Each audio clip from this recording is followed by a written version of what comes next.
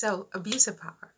And you've asked me whether I believe it was an abuse of power to, well, actually, if you could clarify, did you want to know whether it's an abuse of power to have allowed slavery, or is it an abuse of power to,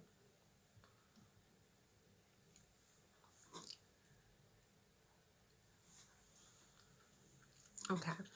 So, yes and yes. I believe it was an abuse of power by these powerful governments and monarchs and monarchies and um, congresses and parliaments to have, with their statutory and apparent authority, authorized the invasion of these civilian populations, the extrajudicial enslavement of nearly 17 million people, the trafficking, the human trafficking of millions and millions of civilians who had done nothing wrong, the criminalization of these millions and millions of civilians and their children, their unborn children, for 244 years, and the condemnation to hard labor. They had done nothing wrong.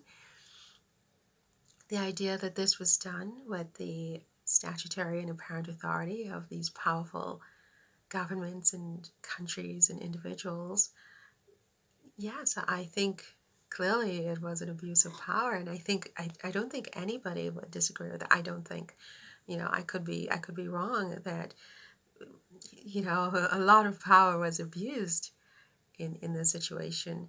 And especially because these civilians had done nothing wrong. I mean, they were not combatants in war, they were not aggressors, they hadn't attacked their attackers in any way. They didn't owe any money to them, debts or anything that needed to be repaid. They hadn't dropped a bomb, on a harbor or any other part of these nations. They hadn't harbored terrorists, just did done nothing.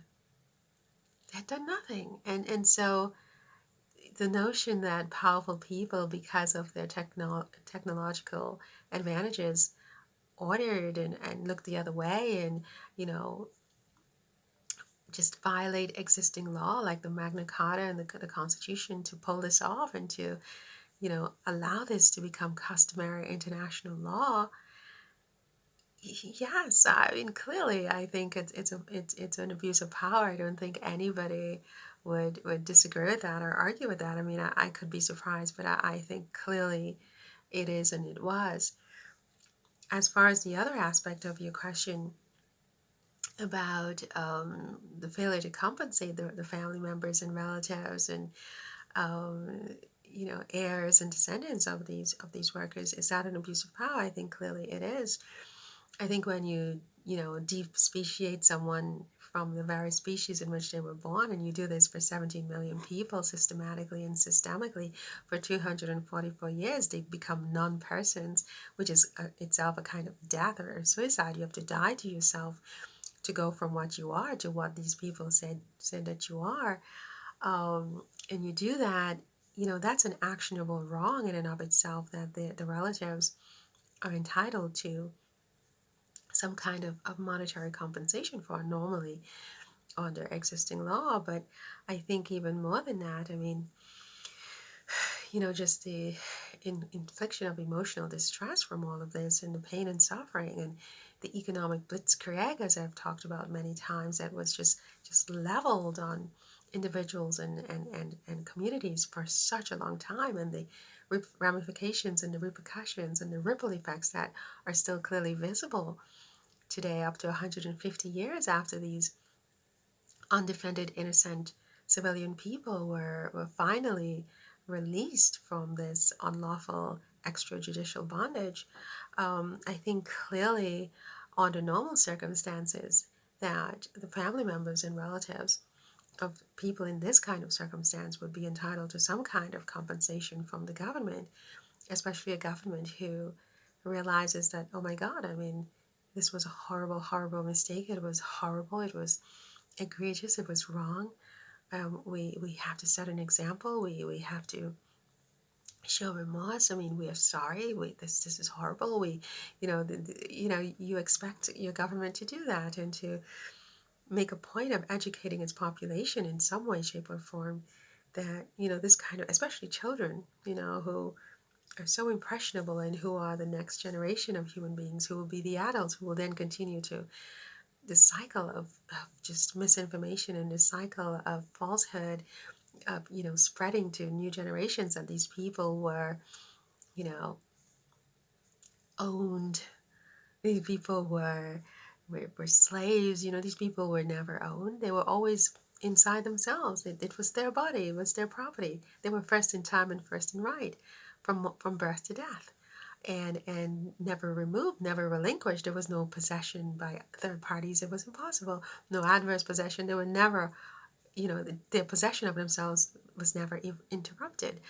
And everybody knows that, right? So how can you own someone who's already owned by themselves? They own their bodies. You took their body. This is theft. You took their wages. That's theft. It's wage theft.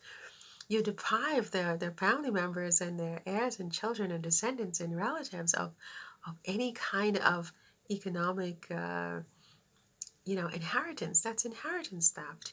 And yes, I do think it's an abuse of power to know all of those things, and to know the history and what happened, and to know the law that existed, the Magna Carta, the Constitution, and many others, right, that were violated, and then to refuse to even engage in any kind of meaningful discussion about making it right, of failing to insist that the other cohorts, the other countries, the other monarchies, the corporations, the banks, the insurance companies, the shipping companies, the estates that are existing of the merchants and de facto employers who benefited from 244 years of 100% withholding of the wages of 17 million people.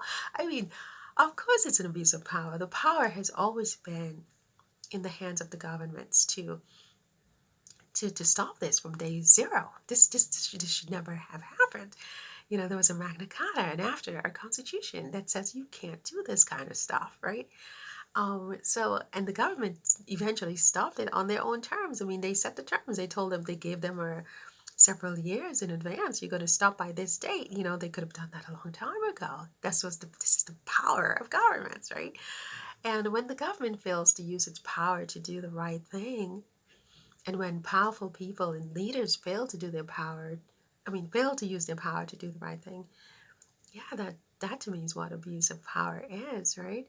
And so yeah, I mean, two ways in which the power was abused here was first allowing this unlawful act, tossing the Magna Carta into the trash bin when it was convenient, looking the other way, giving statutory and apparent authority to the third parties and to private citizens and companies and corporations to commit unlawful acts that you ought to have known were unlawful at a minimum.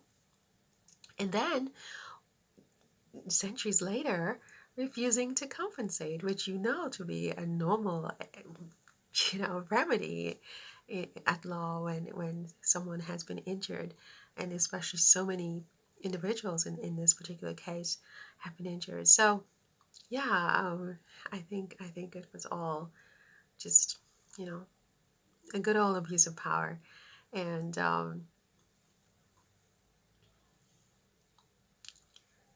what do I hope will happen? I hope that I dare to hope that somehow the things I have said and the things other people have said about this over time will begin to sort of crack away at the resistance of these governments, because they know, um, and many people in the society also know what's right. And so I hope that someday, maybe not in my lifetime, but someday, what I'm doing now and what others have done and continue to do will get through, and they will hear what they need to hear, and they will do